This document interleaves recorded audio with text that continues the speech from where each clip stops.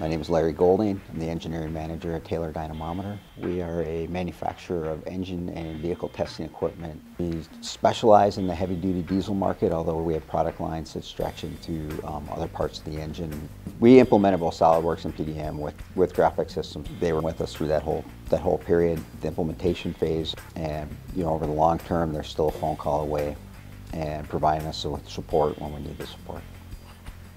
We had a PDM system. It had allowed us to continue working the way we did when we were using paper systems. But what it didn't allow us to do is automate our processes. And so there were a number of handoffs. The engineer would do some work, it would go over to somebody on the manufacturing systems side, do some work, it would go back to the engineer, do some other things, and that handoff would happen 1 or 2, 3 times, not a project, but even a release within a project, and there may be multiple releases in that project.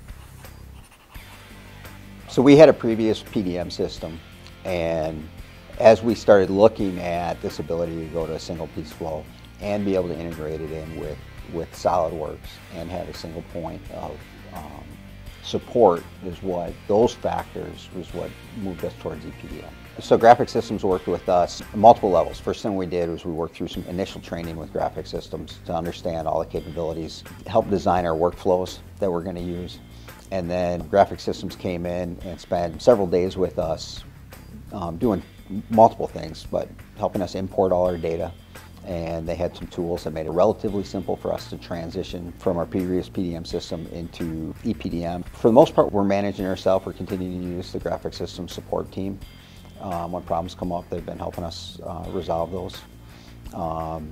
Either with training or helping us get improvements and updates to the system, or in some cases to help us develop new methods so that we can continue to work the way we want to.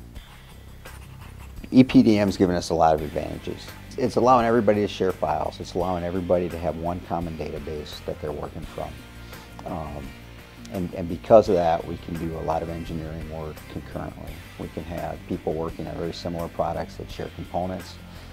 Multiple engineers working on these things and using those models. We can have multi-person teams without significant conflicts in terms of data sharing and working through that. It gave us flexibility to update our processes as we went, which was something that we were losing that ability with the older system. And again, to have single point support between the CAD system and the PDM system was important. We were able to take the manufacturing term single piece flow and single direction flow. So the engineer would do their work, they would push it through to the manufacturing system, and they were done. And we didn't have this information getting passed back and forth. A release that might take 2 days to a week to get done, now is getting done in 1 day by the engineer. And we're able to do this quicker and more complicated releases without all these people needing to be involved. And the PDM system, we work in conjunction with our manufacturing system, we're able to automate a lot of that. The other piece that we do is we do have some people that are remote, and we've been able to duplicate the database and keep those databases synchronized on a daily basis in total, and on a nearly instantaneous basis. If a file is needed in both locations, it can synchronize at that time that it's needed, and then every night the files synchronize a second time. Ensures that we've got a solid backup plan in place so our data is more secure, and it allows us to respond quickly to our customers' needs. The real big advantage is, again, this single piece, single direction flow that we have with our data. And with that, we've eliminated days from the release cycle. And we've eliminated those days without disrupting anybody else's workflow within the business. The engineer gets their work done, they can move it through, they can notify the business. We've eliminated all that labor, and more importantly, we've eliminated all that time. And so the quicker we can get things through engineering, the quicker we can have those engineers focus in on the next piece of business. We're working very hard to reduce our lead times, and doing things like taking days out of the release cycle reduces our lead times.